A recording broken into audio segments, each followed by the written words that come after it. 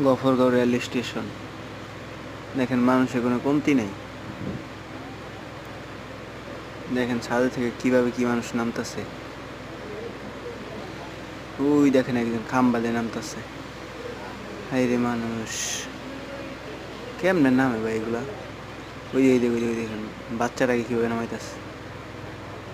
হাতটা তো যেখান থেকে জায়গার কি অবস্থা দেখবো। কত রিস্ক নেওয়া হচ্ছে ছাদে উঠে। মানুষ, এত মানুষ, আল্লাহ, অনেক মানুষ। এই দেখেন বয়স্ক মহিলার জানলা দিয়ে নামতেছে। আল্লাহ আল্লাহ, কেমনে পারে তারা? জানলা দিয়ে কেমনে নামলো দেখলেন?